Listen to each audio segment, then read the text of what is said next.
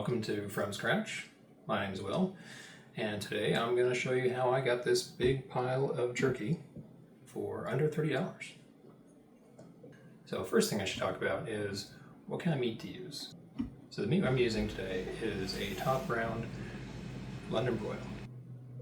Now I use that because it tends to be very lean and I can usually get it on clearance. So what you can see when you're looking at the meat is that the color is not the best. So it's not something you're going to throw on the grill or the smoker, but definitely you can use it for jerky. Next, let's talk about supplies. So what I'm using to cut the meat itself is a carving knife. My carving knife is about 17 inches.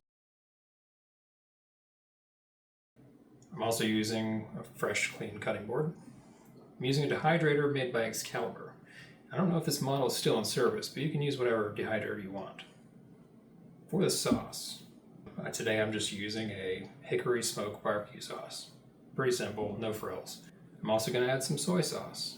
Soy sauce is going to help break up the barbecue sauce and the hot sauce that I intend to use, which comes from a local place called Busy Farms. It's a habanero hottie. It's very good. Now, when I'm slicing the meat, I'm using that 17-inch carving knife because it has a nice long draw. The draw will make each of the slices a little more straight. You can see sometimes they come out thick, sometimes they come out thin, sometimes they're just right, but don't worry about the ones that don't look quite what you were expecting. You can use pretty much any size. Some of the smaller ones, they might be underwhelming, but they're kind of cute too. They're easy to munch on, kind of pack well. They all taste like jerky to me, so don't discard the little guys. What you do want to discard is the fat. The fat can go bad and it can actually go rancid. So we're going to get rid of that stuff as best we can. For the marinade, I'm going to add a full 14-ounce bottle of hickory barbecue sauce, a half cup of soy sauce, and 2 tablespoons of habanero hottie. Once I've sliced all the jerky and kind of laid it out, I clean off every piece just a little bit. You'd be really surprised how quickly that sauce starts to run out. I'm starting off with this huge box of marinade, but it's going to get used up, believe me.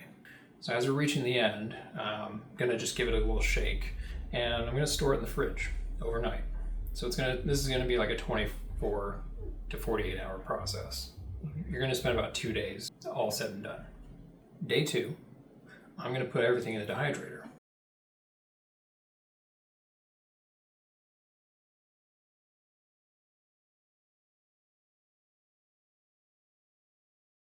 I'm going to make sure to lay it all nice and straight. I like to go one direction. I like to space things out mostly because it's going to create even airflow.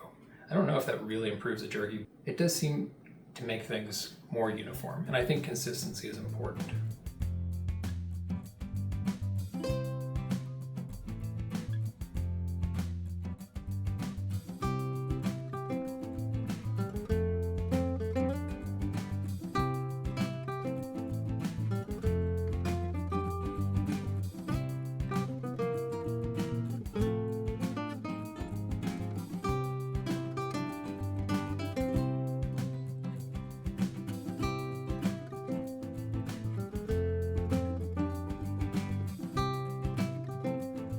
So now that it's all in the dehydrator, we're going to turn it around to between 135 and say 145. 145 is the max temperature that my dehydrator goes, but it doesn't need to be all the way cranked up. I'm going to leave it in there for a long time. So I'm putting the jerky in and starting it up. It's about 11 o'clock in the morning. So later on in the evening, and granted, I'm checking on this throughout the day every now and then. Don't worry about opening it. You can check on your jerky. Maybe check the texture. So it's around 7 p.m., so it's been in there for about 8 hours. That's plenty of time. I could maybe go a little longer, but at this point, the jerky's got a really good texture, so I think it's ready to come out. I'm gonna let it cool in the tray just because I need to do other things. It's not really important that it cools down, but if I'm gonna store it in a plastic bag, I really don't want heat and meat and plastic all in one go. So what I'm gonna do is just let it rest. Then I'm gonna come back for it when it's cooled down some more, put it in a bag. Now I'm curious, how much jerky did I make? Well, to do that, I'm going to measure it on my scale. So first things first, I have to tare the scale, T-A-R-E, not T-E-A-R. And when I tear the scale, when I put the bag and the jerky together on the scale, I'll know just the measurement of the meat. For people who don't remember what a tearing is. So, all said and done, the scale is tared, the meat is weighed, so we have about 29.1 ounce of jerky. That's close to 2 pounds.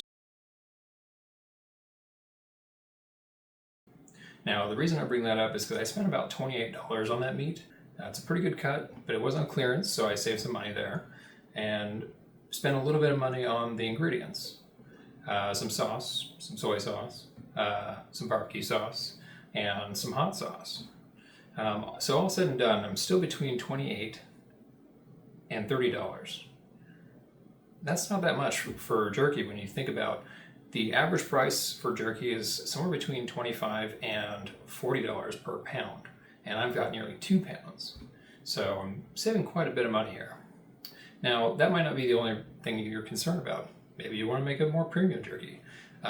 What I'd like to know is, what is your favorite flavor of jerky? Mine came out kind of spicy, a little bit of kick, but something you'd see over the counter and they're not going to warn you about a 5-alarm fire. But it does have some kick to it. So tell me, would you like to see something that has more peppers on it? Maybe some sesame seeds? What are your ideas? Thank you for tuning in. If you enjoyed our video today, don't forget to like and subscribe, and let us know in the comments.